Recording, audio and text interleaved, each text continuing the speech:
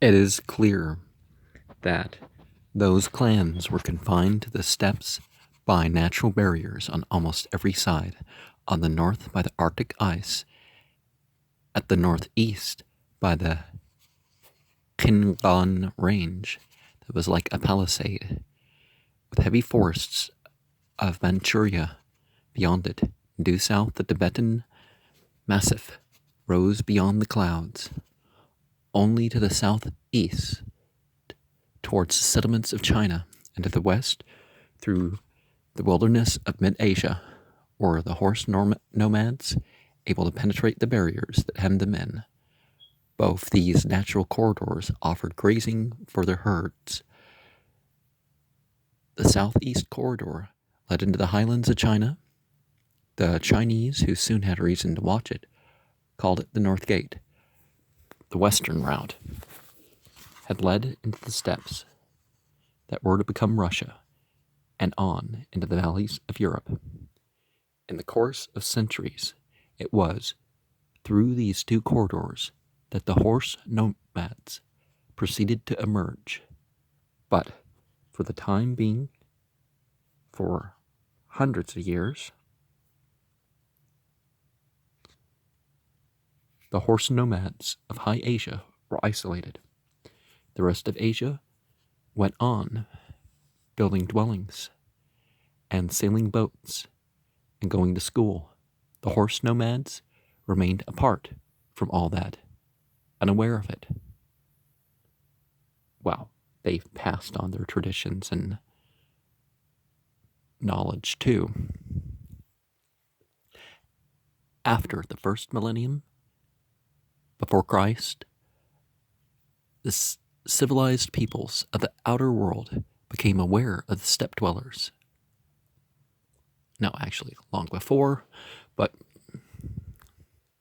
the Greeks knew that the shadowy masses migrated beyond the edge of the known lands, and Greek writers of history invented names for them. Barbarians, dwellers beyond the north wind.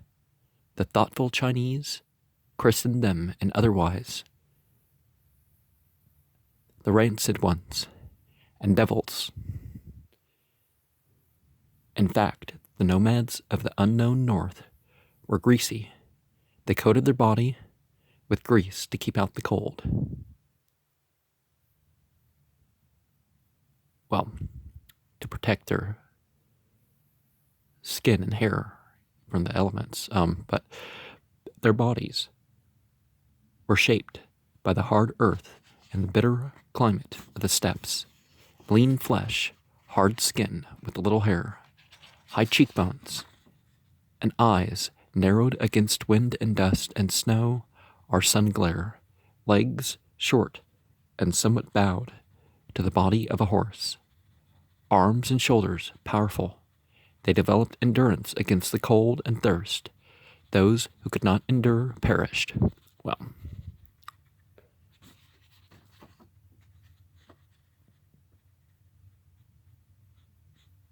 they were different sizes, actually. Not all of them, not all these peoples were small. The Norse, for example, were pretty big, right? They learned to ride their wild horses. They adapted their clothing to the horse, wearing trousers and short, soft boots at a time, when the outer world went clad in mantles and skirts and slippers. And now they became skilled hunters. By degrees, they discovered the best bow to use from the saddle. Short and doubly curved, this bow was strengthened with horn to give it power. They also fashioned a short lasso at the end of a staff. For comfort in riding, they put together a leather seat, a saddle. Having saddles, they contrived stirrups to rest their legs. At this time, the rest of the world rode bareback, if at all. By their skill in hunting and herding, they nourished their families with meat and the milk of animals and the scanty grain that could be sown at the riversides. They did not learn to cultivate the soil because the grasslands of their high plateaus could not be worked. They guided their herds toward grass, and they found grass only where water reached the steppes. Such country could not be irrigated. The nomads had to go where the water was. They built no houses because houses could not be moved like their tents, and they made out of wood and leather only the light articles such as saddles, chests, and weapons that they needed and that could be carried on animals. What use to make anything for trade? At times a man might barter an arrow case for a leather sack, or pay for a wife with sheep. Commerce, as such, had no meaning for them. This routine of life remained almost unchanged among the horse nomads until a curious thing happened. They continue to exist as primitives of a Bronze Age, while civilization in the outer world progressed through the Iron Age. Below them, a few hundred miles away, in Yanqing, the great court, now Peiping, the Chinese clad themselves in silks and cultivated gardens, and with the generations, this gap grew greater between the barbarian and the civilized, between the desert and the sown, between the hunter and the sedentary worker. Not that the steppe dweller became inferior mentally, he was merely isolated from civilization, forced to struggle against the environment of a primitive terrain. This isolation could not endure for long. Dry years on the steppes drove nomad tribes from the watercourse to lake bottom, and inevitably to the edge of the cultivated lands beyond.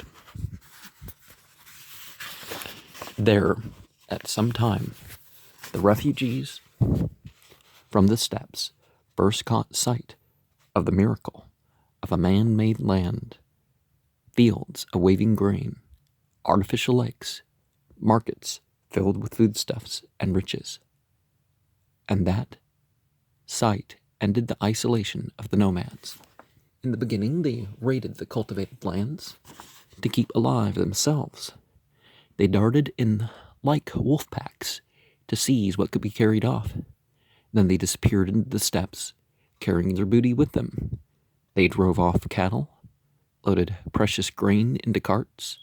So began the conflict between the desert and the sown at the edge of high Asia. As instinctive at first as the night hunting of wolf packs, it was, in fact, a physical law that drove the nomads to raid.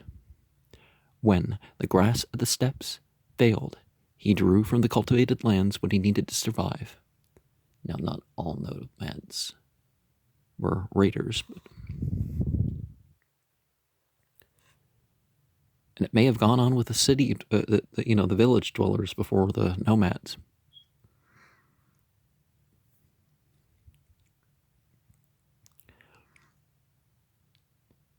The entities of the ice beyond the beyond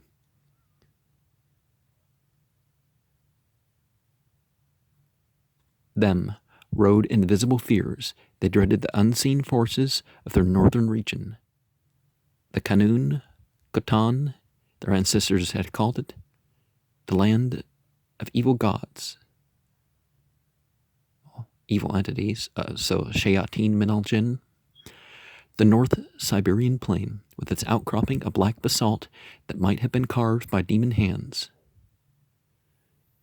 Its intense frost that made iron brittle and wood hard. In this frozen earth, they had found the carcasses of mammoths intact with ivory tusks. The Kanun Khotan was cursed with long darkness and with the purga, the Arctic blizzard that drove snow through men's clothing, forcing human beings to lie with their heads toward the storm, wrapped in furs, for 2 or 3 days until the purga ceased. All these forces they knew were evil. Well, on the other side of the northern people, beyond what they're labeling as civilization here, darkness wasn't necessarily evil, and neither was light good. Negative and positive aren't the same as good and evil, but a lot of people believe that, and the Christian people of Europe later ended up believing that largely. The power that controlled them resided in the sky. The Mongke Tengri, the everlasting blue sky. The sky was God to them. To it, they made sacrifices of human captives and white horses on high places such as hilltops. Now, it can be a metonomial reference, just like, with the Chinese and certain other cultures, that it wasn't necessarily that they worshipped the sky, but they thought there was a God in heaven. And the beings that went along with this God they also referred to as heaven. So heaven commands and, that sort of thing. These sacrifices to avert the wrath of the sky and to draw down its benevolence. The sun was taken as a lesser living God that rode across the sky daily before going to bed with his wife upon the earth at twilight. The sky showed its anger by destructive winds, by thunder and lightning. When it gleamed with a clear blue, it was well disposed towards men. In consequence, they had a liking for the color blue, and for a while black was evil, the color of night, of rocks, and of depths within the earth. The earth itself was evil. Within its depths dwelt Erlik Khan, in eternal darkness and cold. Upon the surface of the earth, both good and evil forces were to be encountered. These spirits or masters resided in fire and in running water and in the winds of the high places. Care must be taken not to offend the masters of fire or streams or the upper air. Only after death was a man's spirit released from the dominion of evil powers. Then he could dance in the red fires of the gate of the sky, the Aurora Borealis. He could ride through the blue vault of the sky, where the wings of the bird of heaven veiled the moon, or his spirit life might choose to dwell within the masters of flames or water, or even in the form of an animal. The animals themselves possessed masters. A tutelary spirit watched over the reindeer and over the bears of the forest. These animal spirits must be propitiated and not offended by men. We're referring to all humans here too, but such a spirit was the blue wolf, a legendary ancestor of one of the clans, the Mongols. To deal with these spirits, the nomad had no priests. Instead, they had a priest, doctor, magician, a shaman. The shaman examined the sick and drove out the evil glets, spirits that caused sickness, or else the sufferer died. The Bible kind of indicates that this sort of thing was believed by the people that Jesus encountered too. These steppe magicians presided at childbirth and at burials. Now, so magician, again, connecting the whole skillful. So religious specialists, magician, yeah, makes sense as combining the two, but not the type of magician that we think of, typically people think of, the card tricks and showmen and that sort of thing. They were called speakers to heaven because in a trance they could send their spirits out of their bodies to gallop into the sky. Think of the Emmanuel term in the Bible. It's a similar term. By piling stones together in a certain way that could bring on a storm, they were cunning and unruly, especially among the forest tribes, and the nomads feared the shamans little less than the spirits they exorcised. The steppe dwellers were The steppe dweller was not stupid. He was simply shaped in a different mold than the so-called civilized dweller of the cultivated lands. He did not, as yet, know the use of writing, but he made up for that lack by a painstaking memory. He could not build a serviceable bridge across one of his mountain freshets, but he had learned how to swim his horses across by roping them together and holding to their tails himself. Circumstances had made him a hunter and a fighter, while the cultivator of the soil had learned the arts of peace. More than that, the steppe dweller had learned to adapt himself quickly to a new condition.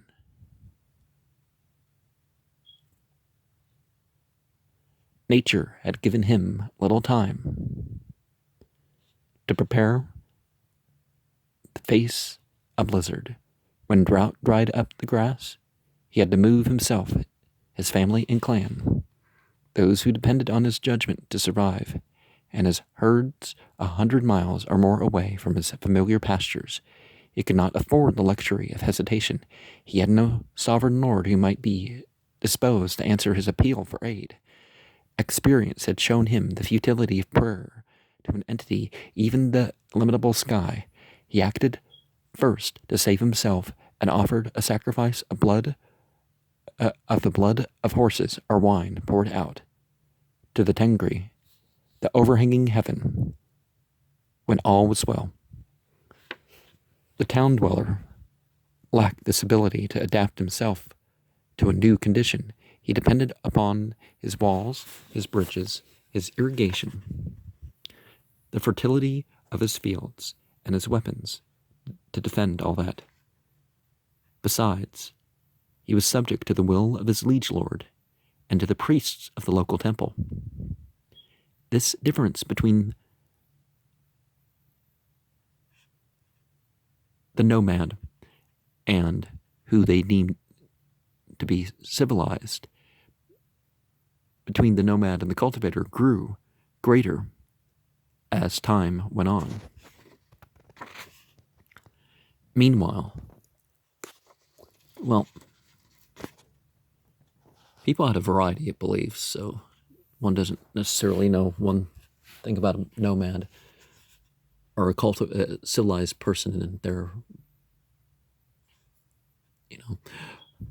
Meanwhile, the nomad had been learning very quickly where his advantage lay.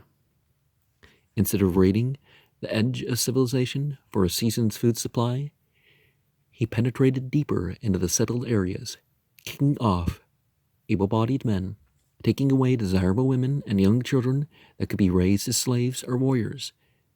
He learned that his silver and gold had a trade value and were not simply ornamental. The grape and rice wines of the towns made him pleasantly intoxicated. The gardens yielded sweet fruits. His women much preferred the silks of the marketplace to their home-fashioned woollens. Also, from time to time, the whole caravans laden with merchandise passed along the roads between the towns. Such caravans yielded him wealth when captured. With wealth, he could trade at leisure with strange merchants in yet more distant towns. All this meant security to the nomad, and he acquired very quickly a new concept of life: conquest. He could gain security, even undreamed of luxury, by one victory over the denizens of the cultivated areas. If the victory was great enough, it might serve him for a lifetime. To gain this victory, he brought into play his skill as a hunter. He attacked the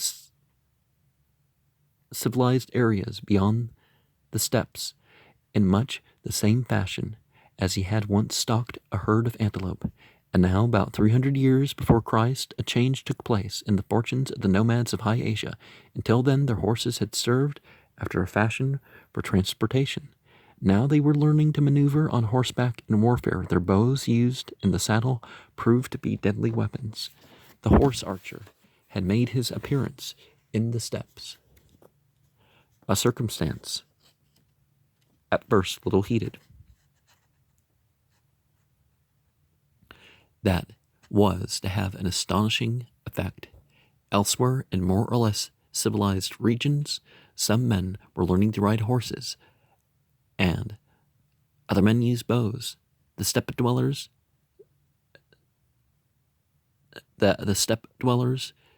did both at once, and nearly all the nomads did it.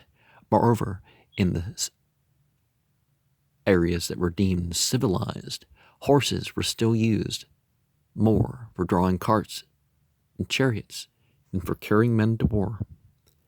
The few horsemen in Egypt and Greece, for example, armed with short swords and javelins and riding without benefit of saddle and stirrups, were fairly harmless. Not so the steppe dwellers. The riders of each clan became a natural army capable of moving at great speed and of enduring hardships that would decimate an army on foot. These hordes, commanders of riders, began to defeat the Chinese armies of defense, made up of heavy chariots and masses of spearmen on foot. The Tatars, Tata was the Chinese word for the northern people who were nearest to them. In time, they came to apply to other nomads, as did the Europeans. A Chinese chronicler of the time complains, make war a business. They eat the meat and drink the milk of their herds, which move about seeking pasture. Every man is skilled with his bow. In time of peace, he takes life easily and enjoys it. On the other hand, in China, one class is opposed to another, so that many must slave for the luxury of those above them. Only by tilling the land and cultivating silkworms can food and clothing be had. Walls have to be built around towns to protect them. So in time of peace, most men exist by laboring. And in time of war, no one is able to fight. Elsewhere, to the west, the same phenomenon was taking place. The horse archer was emerging in the mid-region of Asia. Scythian tribes, Sakas to the Persians, wandered over the Russian steppes, and Belshazzar, feasting, became aware of the coming of the horse archers.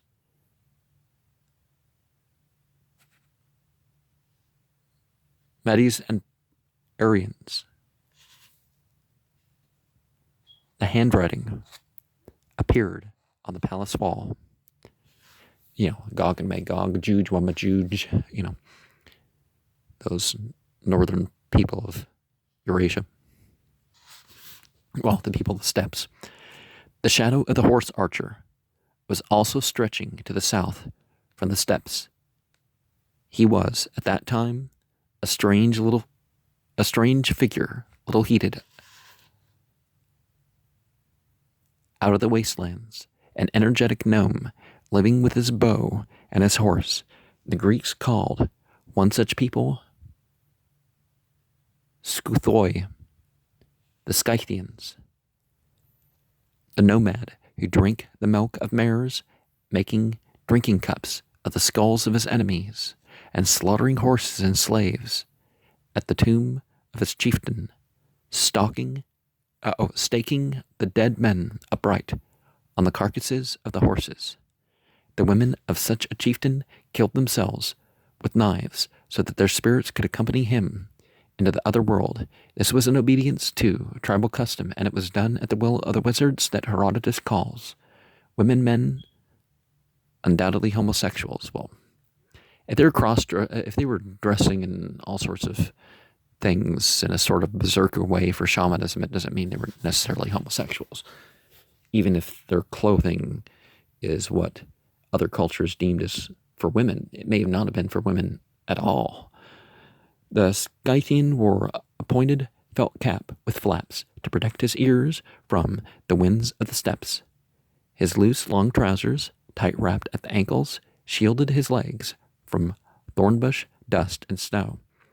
He looked much like a prototype of the modern aviator, except that he rode a small horse with a close-cropped mane, small and ugly. The Greek historians called those mustangs of the steppes, but horse and rider could cover distances at surprising speed, the rider wearing a crude armor of leather plates strung together, and wielding a long sword and lance could inflict decisive damage. Already the Scythian was filtering past the Greek palaces and the remains of Alexander's settlements in southern Asia. Without being aware of it or caring, he was putting to an end the advance of Greek culture eastwards. The horse nomad had a new weapon, a striking force new to warfare. He could outdistance men on foot and could kill them with his arrows at 100 paces or more, and for 17 centuries this weapon was to be the most dangerous in warfare. It was actually the Parthian arrow. Already it had been made useless in the Macedonian phalanx, Alexander's attacking force. For the time being, the steppe dwellers moved without definite purpose. Individual clans and peoples merely migrated to warmer climates in the south. Now, and as far as that shaman, the sexual practices other than coitus, particularly